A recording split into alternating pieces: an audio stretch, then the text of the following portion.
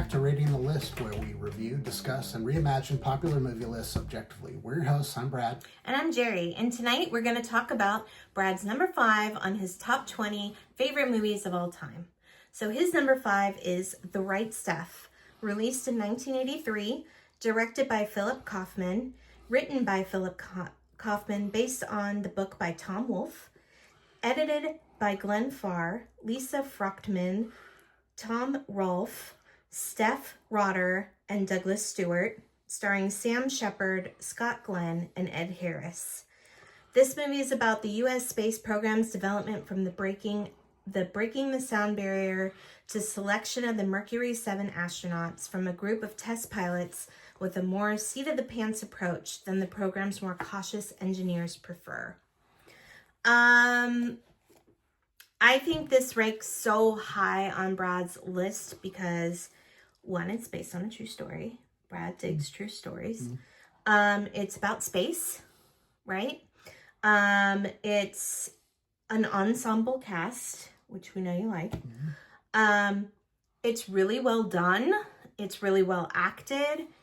It's sort of timeless. It tells a good story about how the whole space program began, and like the introduction says, it's kind of like one take and another.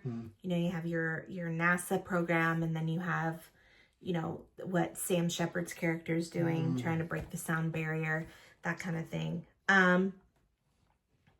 What I like about this movie personally is that it's pretty easy to follow.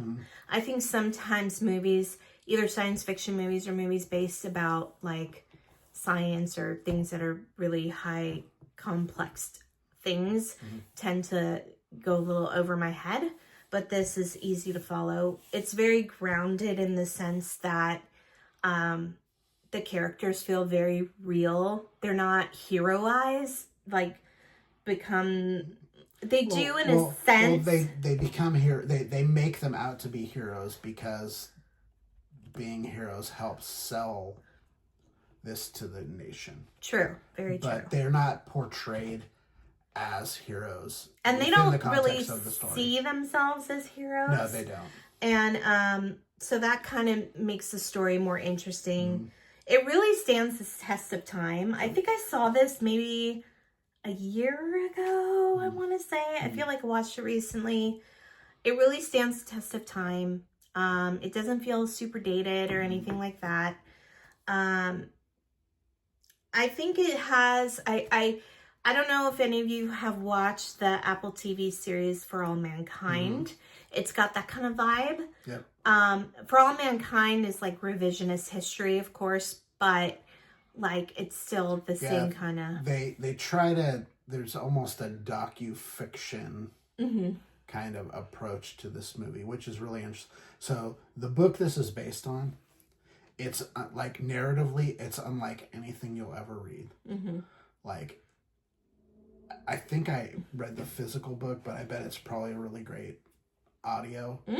This is a trippy book. So the one thing that the book gets into way more than the movie does is the space race within the space race. So you've got the space races of us and Russia. Russia gets to space. We got to get to the moon. All that stuff. But there's also a space race within the U.S. itself. So you've got two different ways of getting there. So there's the going up on a rocket, and then, the capsule way, which is the one that ultimately won out. But there was also the leaving the ground in an airplane type of thing, which is what Chuck Yeager, which is Sam Shepard's character, that's what he's doing. So he is attempting to leave, from a runway in a plane and go all the way up and get into space that way, rather than using, a spaceship on a rocket. The rocket shoots you up, and you're basically a missile. Yeah. So that isn't really explained well in the movie, I don't think.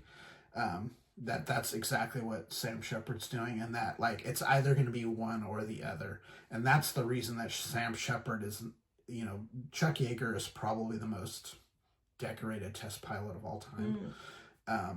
Why he is not part of the NASA program is because he's doing this other thing. Yeah. Fun fact: Jerry's going to be out in the desert where a lot of what Sam Shepard is doing. So he was out of that base. Yeah. In the desert, and Edwards. Yeah. Yeah. He the time when he goes all the way up and he actually gets into space, like he literally breaks the barrier into space. So he actually did it. Mm-hmm. And the plane goes out and crashes, and he walks out of the desert like on fire. That like kind of iconic scene that they totally rip off in Independence Day. But like the other thing that they don't really explain to you is like the reason that like Chuck Yeager is not blind is because it got so hot that his mask melted and it closed and melted over his eyes, so he didn't lose his eyesight because of that. Oh my God. He had like so like it actually like it saved his eyes because it got so hot. That's insane. Like that whole thing is so harrowing.